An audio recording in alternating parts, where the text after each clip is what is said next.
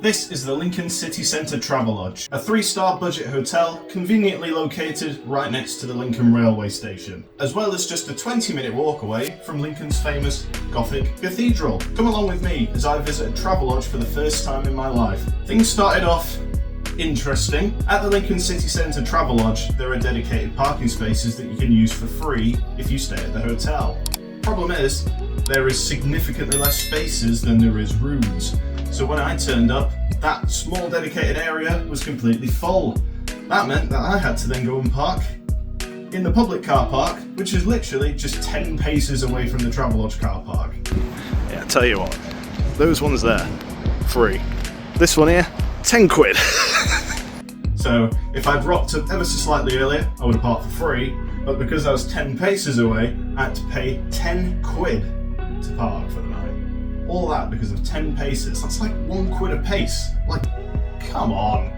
Certainly didn't help when the ticket machine wasn't working as well. It took 3 attempts for the payment to go through. I was starting to worry that a ticket warden might come along and put a ticket on my car before I finished paying. By the time I finally got round to making it inside, I had a little look around, and I have to admit, to say it's a budget hotel, it was really nice and clean inside and pretty nicely decorated as well.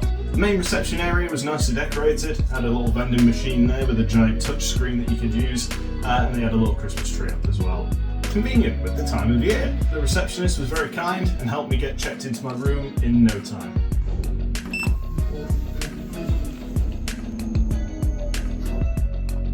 I've got to admit, it does smell a bit odd around here.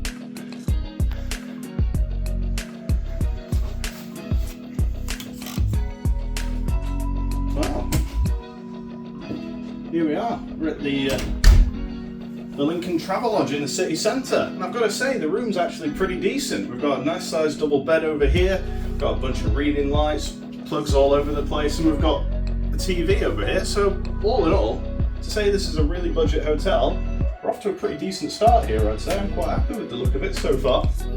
Starting off, of course, with one of the most important things. As I said, we've got a nice sized double bed over here, and if I just have a little sit down,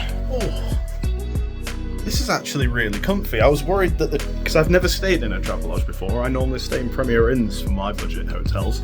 I was worried that the bed wouldn't quite match up to the Premier Inn, but no, I'm really happy with that. Those cushions, they're really, really comfy. I'm quite surprised actually.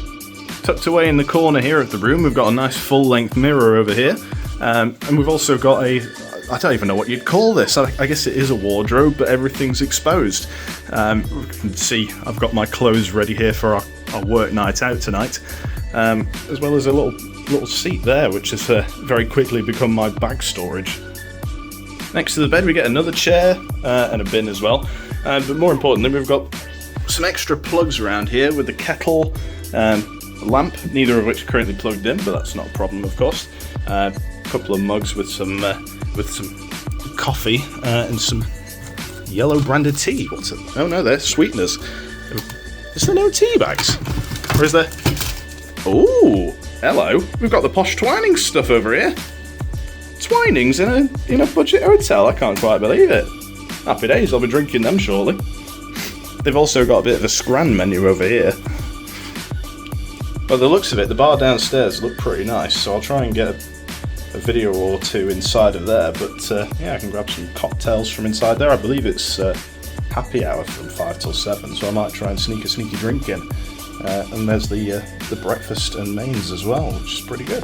One thing I have just noticed, they have given me a couple of extra pillows, which I know it's just me in here tonight, but I do like having 2 pillows side by side, one on top of the other, so yeah, that'll be nice and comfy tonight. Got a little temperature gauge here. By the looks of it, it's really, really hard to see, but I think we've got air conditioning as well as heating, so I'm sure I don't need the air conditioning turned on in December, but it looks like I might not have any choice because I can't get the temperature to go back up. Oh no, I'm gonna freeze! Guys, I've made it worse. I changed the setting to heating, and the highest temperature it goes to is 16. Oh no! I'm gonna be an icicle tonight. I can confirm I couldn't get it to work. So I did, in fact, just turn the whole thing off and just deal with it. It wasn't that cold anyway, to be fair. I was quite surprised. I have noticed something a bit strange about the controls for the lights on the sides of the bed. So on one side, obviously you can turn off the night light for this side, it's the same on the opposite side, and then this middle one here turns off the lights at the far end, and this one turns off the lights here at top. But to turn that one off, you've then got to run over to this side, turn that reading light off, turn that back light off. But for some reason, this person on the right hand side of the bed can turn those lights on and off, but not them ones. So in order to actually be able to go to sleep at night, it's kind of a two-person effort, to be honest. Either that, or if you're on your own lonesome like I am tonight, I suppose I could just roll. This is the little sort of pamphlet thing that came with the key card. We'll just have a little look inside here. So the checkout time for this hotel is actually 12 o'clock, so that's actually quite reasonably late on in the day tomorrow, so that's good. I can get my lay-in. Room cleaning, I don't think that's really going to be relevant after a single night's stay. The Wi-Fi, it's free for 30 minutes. What's the point of that? I'm not really going to be able to get much done in 30 minutes, am I? Well, looks like I'm either using my mobile data or paying for Wi-Fi if I want to watch BBC iPlayer or a bit of YouTube tonight. And then it mentions there about breakfast, dinner and drinks in the bar cafe in the specified times, which it doesn't actually say on there what the times are, but that said the woman I spoke to at the reception desk, she said that breakfast, I think, is from 8 until 11. So see me in there at breakfast at 10:48. Or not, as you'll find out shortly. Pretty good to see as well that we actually get 3 towels, so if the missus was here, I'd have a towel to myself and she'd have one for herself and one for her hair, unless that's a floor mat. I don't know, I'm not very smart when it comes to things like towels. Bathroom review, hello. So you got the bog down there and a couple of toilet rolls. Sink there, everything's looking pretty clean, apart from a few scuff marks, but you know, that's just wear and tear. There's nothing actually dirty about it. They seem to have cleaned inside here really, really nicely. And there's a shower right here as well, which, to be fair, it's an okay size. You can probably fit a couple of people in there. I hate shower curtains though. I'm gutted that it's not a door, but I'll be able to make do. All in all, I've got to say I'm pretty pleased with the room, to be honest. I mean, given the fact that it's a Friday night in December in Lincoln, in the city centre, granted it's about a 15-minute walk to where we're going to tonight, but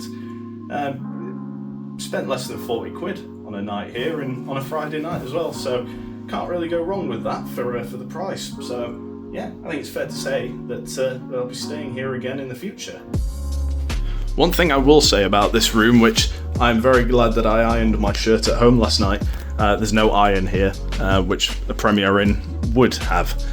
So if you're going out on like a work do or anything like that, please make sure that you actually iron your clothes before you go out. Otherwise, you're going to be going out with creases in your shirt. There we go. There's my face. Kettle on and boiling. Got to get that Travelodge brew in. I've realised that I've made a rookie mistake. I've not brought a phone charger. But at least with the Travelodge, problem solved. I've got the one in my car. They've got not only USB-A charging ports, but they've got USB-C ones as well. See that they've got pretty modern plugs over here, and they've got loads. There's 2 normal plugs, another 2 normal plugs, another 2 normal plugs, and a singular plug down here as well. So 7 plugs to choose from, 2 USB-Cs and 2 USB-As. So yeah, bit of a lifesaver there. Thanks, Travelodge. Always love to see it. They've got a nice bottle opener on the side there, so you don't have to bring your own. Could probably tell it's been quite a while since I've worn this tux, but heck, it'll do. After settling into the room and getting into a tux that's definitely 2 or 3 sizes way too small for me, I was ready to rock and roll for my Christmas do. So what I ended up doing was going downstairs for a cheeky drink or 2 in the bar, and ended up meeting up with a colleague down there, so I didn't really get to do any filming in there. But they had happy hour on, running from 5 o'clock till 7 o'clock.